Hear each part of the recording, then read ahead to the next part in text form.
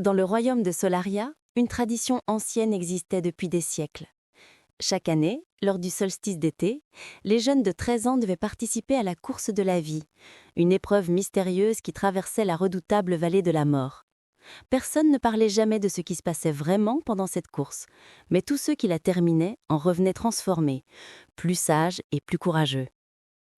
Léon était un garçon ordinaire qui vivait dans le petit village de Pierremont. Il aimait lire, dessiner et passer du temps avec son chien Ombre.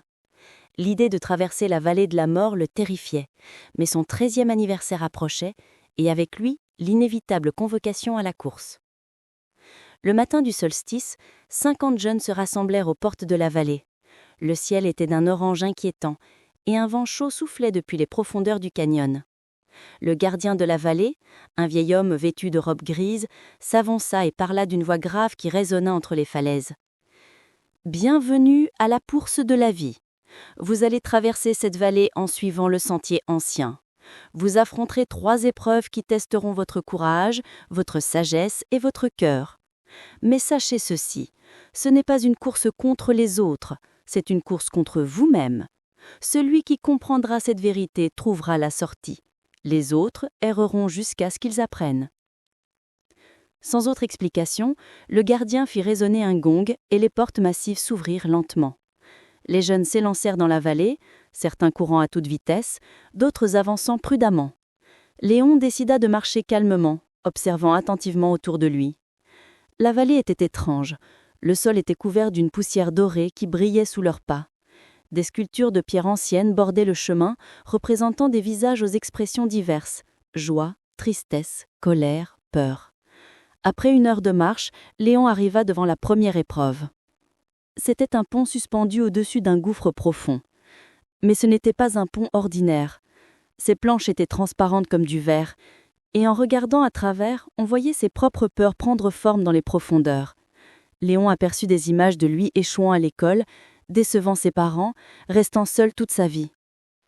Plusieurs jeunes s'étaient arrêtés devant le pont, paralysés par ce qu'ils voyaient. Certains pleuraient. Léon comprit alors quelque chose d'important. « Ce ne sont que des peurs, » murmura-t-il. « Elles font partie de moi, mais elles ne me définissent pas. » Il ferma les yeux un instant, respira profondément, puis commença à traverser le pont. À chaque pas, les images sous ses pieds devenaient moins effrayantes. Il ne les fuyait pas et les acceptait comme une partie de lui-même. Quand il atteignit l'autre côté, le pont derrière lui se transforma en un arc-en-ciel solide, permettant aux autres de passer plus facilement. La 2e épreuve l'attendait au cœur de la vallée. C'était un labyrinthe formé de miroirs. Mais ces miroirs ne reflétaient pas son apparence physique. Ils montraient différentes versions de lui-même. Léon le brave, Léon le lâche, Léon le généreux, Léon l'égoïste. Des dizaines de Léons différents le regardaient depuis chaque surface réfléchissante. « Quel est le vrai toi ?» demanda une voix qui semblait venir de partout et de nulle part. « Choisis la bonne version et la sortie apparaîtra. » Léon observa chaque reflet attentivement. Il vit le Léon qu'il voulait être, le Léon qu'il craignait de devenir, le Léon que les autres voyaient. Pendant un long moment, il resta immobile, réfléchissant. Puis il comprit. « Il n'y a pas qu'un seul vrai moi, » dit-il à haute voix. « Je suis toutes ces versions à la fois. Je peux être courageux et avoir peur. Je peux être généreux et parfois penser à moi. C'est ça qui me rend humain. » À ces mots, tous les miroirs disparurent comme de la fumée, révélant un chemin clair à travers le labyrinthe. Léon sourit et continua son voyage. La 3e et dernière épreuve était la plus surprenante. Il arriva dans une clairière circulaire où se trouvaient 2 portes. Une était magnifique, dorée, ornée de Joël avec une inscription « La voie du succès et de la gloire ».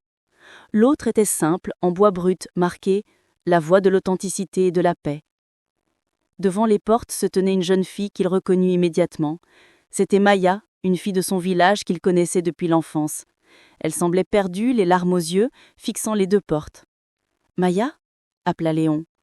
Elle se tourna vers lui, soulagée de voir un visage familier. « Léon, je ne sais pas quelle porte choisir. J'ai toujours voulu devenir célèbre, admirée de tous. Mais quelque chose me dit que ce n'est pas la bonne porte. Pourtant l'autre semble si... ordinaire. » Léon s'approcha des portes et remarqua quelque chose d'étrange. La porte dorée ne projetait aucune ombre, comme si elle n'était pas vraiment réelle. La porte en bois, par contre, était solide et authentique. Je pense que c'est un test, dit Léon. La porte dorée représente ce que nous pensons vouloir, l'autre représente ce dont nous avons vraiment besoin. Maya le regarda, incertaine. Léon se rappela alors des paroles du gardien. Ce n'est pas une course contre les autres. Et si nous ne devions pas choisir seuls, suggéra Léon. Et si la vraie épreuve était de s'aider mutuellement? Ils se prirent par la main, et ensemble ils ouvrirent la porte en bois. De l'autre côté, ils ne trouvèrent pas la sortie, mais un miroir magique qui leur montrait leur avenir. Mais ce n'était pas un avenir glorieux ou extraordinaire. C'était un avenir rempli de moments simples, des rires avec des amis, le réconfort d'une famille, la satisfaction d'aider les autres, la joie de créer quelque chose de beau. « C'est ça la vraie richesse », murmura Maya, comprenant enfin. Le miroir disparut et devant eux s'ouvrit le chemin vers la sortie de la vallée. Mais avant de partir, Léon se tourna. Il vit d'autres jeunes encore piégés dans les épreuves. Sans hésiter, il retourna en arrière pour les aider, suivi par Maya. Ensemble, ils guidèrent les autres à travers le pont des peurs, expliquèrent la vérité sur le labyrinthe des miroirs et montrèrent le chemin vers la bonne porte. Ce qui aurait dû être une course en solitaire devint une aventure collective. Quand tous les jeunes émergèrent enfin de la vallée, le soleil se couchait, peignant le ciel de couleurs magnifiques. Le gardien les attendait avec un sourire rare. « Vous avez compris, dit-il simplement. La vallée de la mort ne porte ce nom que parce qu'elle tue nos illusions, nos faux désirs, nos peurs inutiles.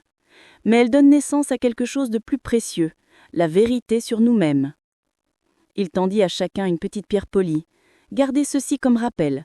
La vie est une course, oui, mais pas contre les autres. C'est une course pour devenir la meilleure version de vous-même. Et cette course est plus facile quand on ne la court pas seul. » Léon regarda sa pierre qui brillait doucement dans sa paume. Il se sentait différent, plus fort, plus serein. Il avait traversé la vallée de la mort et découvert que le vrai courage n'était pas l'absence de peur, mais la capacité de continuer malgré elle.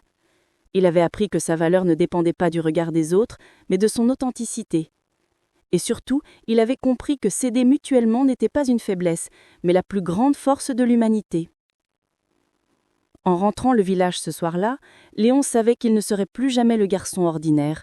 Il était devenu quelqu'un qui connaissait la vraie signification de la vie, et cette connaissance brillait en lui comme la petite pierre qu'il tenait dans sa main. La course de la vie n'était pas terminée, elle ne faisait que commencer, et il était prêt à la courir avec courage et compassion.